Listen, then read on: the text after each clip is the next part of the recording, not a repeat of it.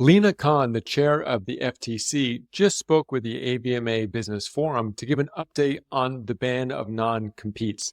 This is a big deal for the veterinary profession, and so let's see what the update is. Are non-competes going to get banned in your state, and how is this going to impact your practice's value and the potential contracts that you'll have to adjust for you and your team? Let's go ahead and dive in. All right. Yes, so here is where the FTC spoke, and really there were three topics. One was non-competes, two were private equity, and number three was AI. And here is Lena Khan right now, and she was from the previous administration, so there is some uncertainty what's going to happen next. But let's go do a deep dive into the actual ban. So what's the timeline? So in April 2024, the FTC introduced the final rule to ban most non-compete agreements nationwide.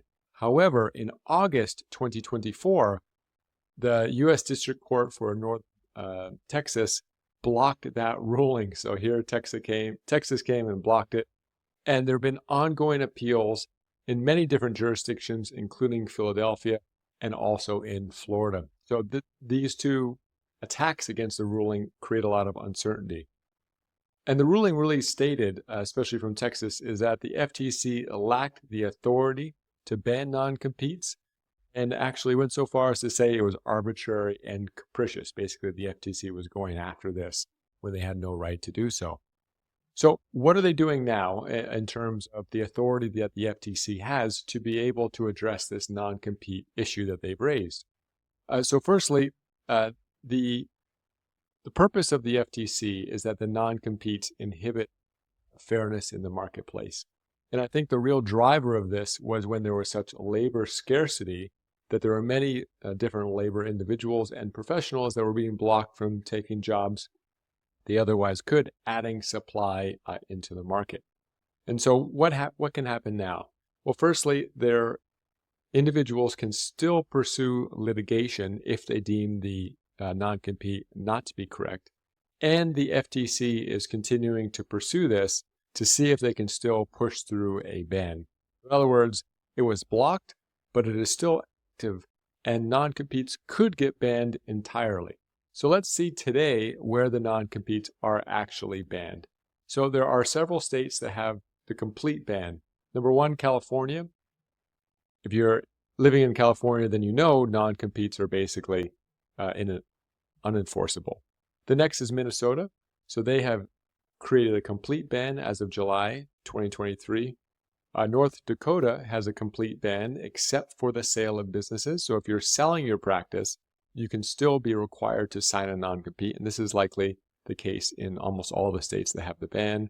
And then finally, Oklahoma. So basically the ones that have a ban are California, Minnesota, North Dakota, and Oklahoma. So if you're in one of those states, then you probably know that you cannot be enforcing non-competes.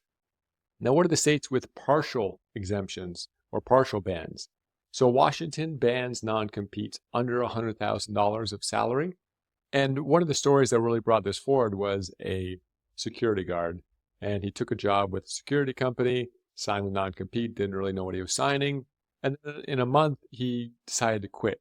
But he was shocked that he was banned from being a security guard anywhere else. And this just, really impacted his livelihood negatively. And it's these types of stories, more from on the front lines labor, that was really driving this FTC complaint. And you can see with the limit of $100,000 salary in Washington, that's exactly what this is addressing. In Illinois, the same thing, but under $75,000, non-competes are unenforceable. And in Massachusetts, they require only a 12-month limit. And if you have signed, but you want it to enforce it, then you have to pay when they leave to basically be buying their non-compete. So what are the next steps for you as a practice owner? Or what are the next steps in terms of this FTC investigation? So number one, there are going to be ongoing legal cases coming in September 4th.